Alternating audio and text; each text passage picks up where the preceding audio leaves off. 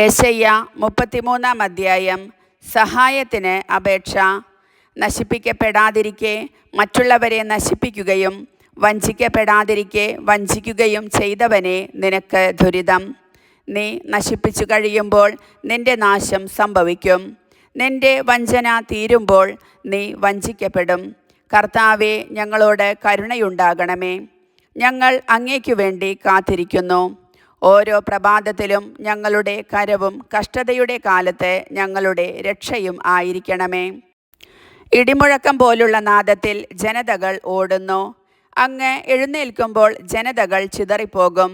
കമ്പിളിപ്പുഴു തിന്നുകൂട്ടുന്നത് പോലെ കൊള്ള മുതൽ വാരിക്കൂട്ടും. വെട്ടുകിളികളെ പോലെ അവർ അതിന്മേൽ ചാടി വീഴും. കർത്താവ് പുകഴ്ത്തപ്പെടുന്നു. അവിടുന്ന് ഉന്നതത്തിൽ വസിക്കുന്നു.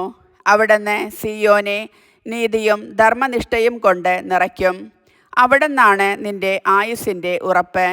രക്ഷയുടെയും ജ്ഞാനത്തിൻ്റെയും അറിവിൻ്റെയും സമൃദ്ധി അവിടുന്ന് തന്നെ.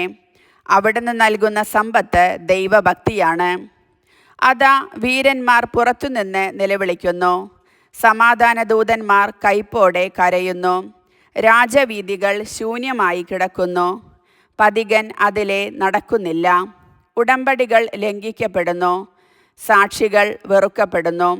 മനുഷ്യനെക്കുറിച്ച് യാതൊരു പരിഗണനയും ഇല്ലാതായിരിക്കുന്നു. ദേശം ദുഃഖിച്ചു കരയുന്നു. ലെബനോൻ ലജ്ജയാൽ തളരുന്നു. ഷാരോൻ മരുഭൂമി പോലെയായി. ബാഷാനും കാർമലും തങ്ങളുടെ ഇല കൊഴിക്കുന്നു. കർത്താവ് അരുളി ചെയ്യുന്നു, ഇപ്പോൾ ഞാൻ എഴുന്നേൽക്കും. ഞാൻ എന്നെ തന്നെ ഉയർത്തും. ഇപ്പോൾ എനിക്ക് പുകഴ്ച ലഭിക്കും.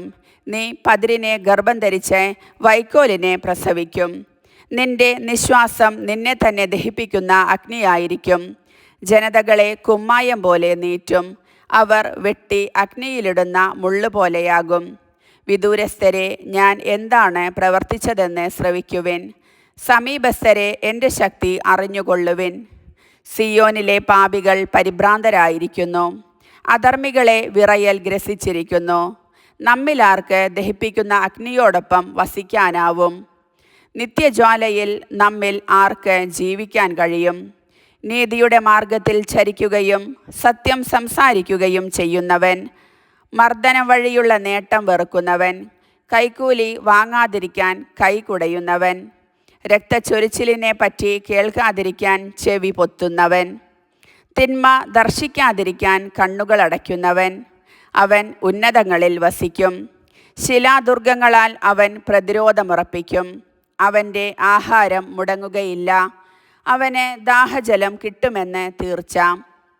രാജാവിനെ അവൻ്റെ സൗന്ദര്യത്തോടു കൂടെ നിന്റെ കണ്ണുകൾ ദർശിക്കും. വിദൂരത്തേക്ക് വ്യാപിച്ചു കിടക്കുന്ന ഒരു ദേശവും അവ കാണും. ഒരിക്കൽ നിന്നെ ഭയപ്പെടുത്തിയിരുന്ന കാര്യങ്ങളെക്കുറിച്ച് നീ ഓർക്കും. എണ്ണിയവൻ എവിടെ? കപ്പം തൂക്കം നോക്കിയവൻ എവിടെ?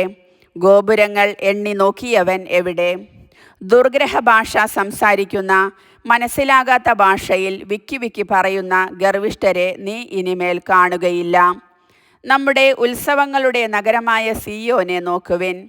പ്രശാന്ത വസതിയും ഇളക്കമില്ലാത്ത കൂടാരവുമായ ജെറുസലേമിനെ നിന്റെ കണ്ണുകൾ ദർശിക്കും. അതിൻ്റെ കുറ്റി പിഴുതെടുക്കുകയോ കയറ് പൊട്ടിക്കുകയോ ഇല്ല. അവിടെ കർത്താവ് നമുക്ക് വേണ്ടി പ്രതാപത്തോടെ വാഴും. തണ്ടുവള്ളങ്ങളും പ്രൗഢിയാർന്ന കപ്പലുകളും കടന്നുവരാത്ത വിസ്തൃതമായ നദികളും തോടുകളും ഏറെയുള്ള സ്ഥലമായിരിക്കും അത്. കർത്താവ് ഞങ്ങളുടെ ന്യായാധിപനാകുന്നു. അവിടുന്ന് ഞങ്ങളുടെ ഭരണാധിപനും രാജാവുമാകുന്നു. അവിടുന്ന് ഞങ്ങളെ രക്ഷിക്കും. നിന്റെ കയറുകൾ അയഞ്ഞിരിക്കുന്നു. പാമരം ഉറപ്പിക്കാനും പായ് വിരിച്ച് നിർത്താനും അതിനാവുകയില്ല. സമൃദ്ധമായ കൊള്ള മുതൽ പങ്കിടും. മുടന്തനും കൊള്ളവസ്തു കിട്ടും. അവിടുത്തെ നിവാസികളിലാരും താൻ രോഗിയാണെന്ന് പറയുകയില്ല. അവരുടെ അകൃത്യങ്ങൾക്ക് മാപ്പു ലഭിക്കും. കർത്താവിൻ്റെ വചനം.